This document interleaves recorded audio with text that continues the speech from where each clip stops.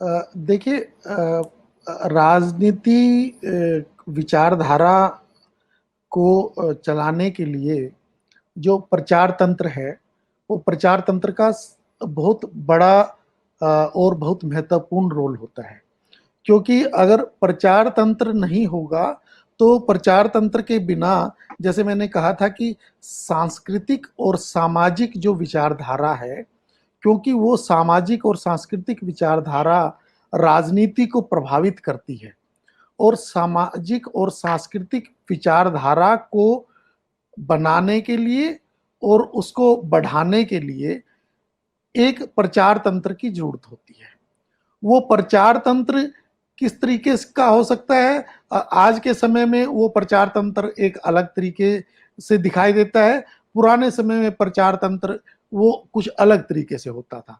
आज की डेट में अगर हम कहें, जिसको जिसको हम लोग कहते हैं कि डिस्कोर्स एनालिसिस करते हैं। जब हम डिस्कोर्स एनालिसिस करते हैं, तो डिस्कोर्स एनालिसिस में ये पता चलता है कि जो प्रचार तंत्र है, उस प्रचार तंत्र का डिस्कोर्स पर बहुत बड़ा प्रभाव पड़ता है।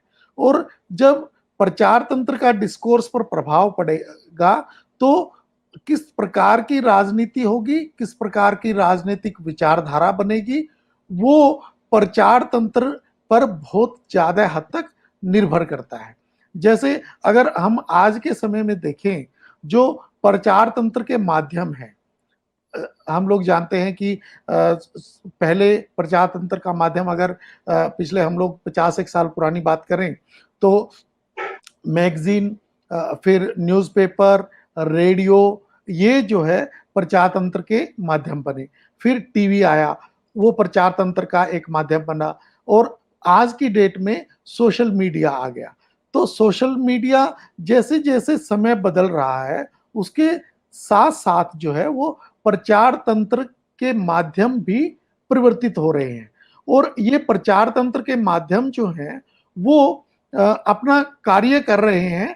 और प्रचार तंत्र का क्योंकि ये काम है कि जो वर्तमान में जो जिसको कहते हैं कि डोमिनेंट आइडियोलॉजी जो है, डोमिनेंट विचारधारा जो है, वो डोमिनेंट विचारधारा को किस प्रकार से आगे बढ़ाया जाएगा, आगे और बढ़ाने के साथ साथ किस तरीके से नए नए तरीके इजाद किए जाएंगे, जिससे कि जो वर्तमान समय की विचारधारा है, जो जिस डोमिनेंट सेक्शन चला के रखना चाहता है, उसमें प्रचार प्रचार तंत्र का बहुत बड़ा महत्वपूर्ण योगदान होता है। हम लोग ये बहुत अच्छे से जानते हैं कि क्योंकि सोशल मीडिया पर और जो सबसे पहले 2014 में जब चुनाव हुए, तो उस समय में सोशल मीडिया का सबसे ज्यादा इस्तेमाल जो है एक विशेष पार्टी ने किया। तो उस विशेष पार्टी को ने कहां से सीखा वो प्रचार तंत्र का इस्तेमाल करना? उस विशेष पार्टी ने सीखा, अमेरिका से सीखा।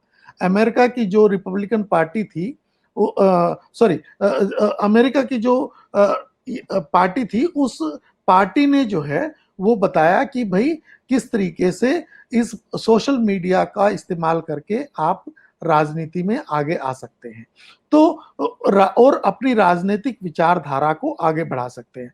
तो क्या इसका मतलब ये हुआ कि प्रचार तंत्र का एक बहुत बड़ा योगदान है किसी भी राजनीतिक विचारधारा को आगे बढ़ाने के लिए। क्योंकि ये जो प्रचार तंत्र हैं, वो न केवल राजनीतिक विचारधारा को आगे बढ़ाते हैं, बल्कि वो राजनीतिक विचारधारा जिस बैकग्राउंड में काम कर जिस जो चीजें उसके बैकग्राउंड में काम करती हैं, उनके लिए ये प्रचार तंत्र बहुत बड़ा कार्य करते हैं। जैसे हम लोग जानते हैं कि जब 1990 या 99 के आसपास जब वाजपेयी की सरकार आई थी, तो उस समय बहुत सारे जो भक्ति के चैनल और श्रद्धा चैनल, इस तरह के बहुत सारे चैनल्स जो हैं हमारे सामने नजर आए। तो ये जो टीवी चैनल्स थे, इन टीवी चैनल्स का कार्य क्या था? वो बेसिकली कार्य था, उनका क्या काम था? प्रचार तंत्र के रूप में कार्य करना, डिफरेंट तरीके की आइडियोलॉजी बताना। तो वो इस तरह से ये जो प्रचार तंत्र का जो काम है, रोल है, वो बहुत महत्वपूर्ण होता है राजनीतिक विचारधारा को बनाने के लिए।